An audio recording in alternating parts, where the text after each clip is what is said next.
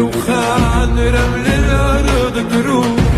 كالعادة ولعت الحفلة من هذيك السنة لهلا كمان، يعني ولو كان في نسبة شك 1% انه ممكن يكون تكون اهدى من هذيك السنة، ومع ذلك كان عكس التوقعات. ولعتها، الجو تمام، صارت ولعت.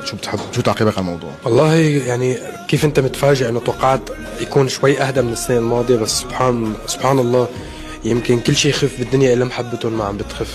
ربي يديم علي. انا كل مرة بوقف على المسرح وبغني للجمهور وبشوف هالمحبة، يعني بقول الله يديمها يا رب، وبتمنى اكون هيك. انا غنيت اكثر من الوقت اليوم وعطيت افضل مما عندي، لانه المحبة ما بتتبادل غير بمحبة. شو اكثر غنية بتحب اللي لهلو لهلو.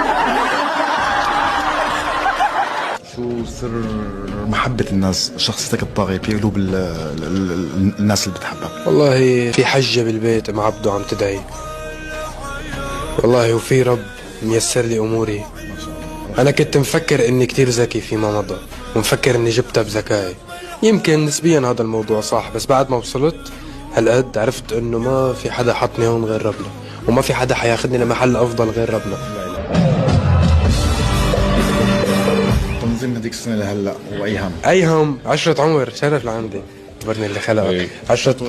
عشرة عمر نحن وياه نسبيا، يعني انا لساتني ما صرت مع نفسي 10 عمر يعني، بس انه حفلاتنا باوروبا اللي صارت ورافقنا، وعلاقتنا وصداقتنا هي اللي عم تعمل هالحفلات اللي فيها حب وطاقة حلوة. فيقبرني ربه، هو شخص محترف بمهنته، والاهم انه محترف بقلبه الطيب. ربي يخليك، حب وحنان، اخ صغير. صنعنا احلى النجاحات هون بالمانيا وباوروبا، واكيد اللي جاي اجمل واكبر، وربنا اللي بيوفق دائما.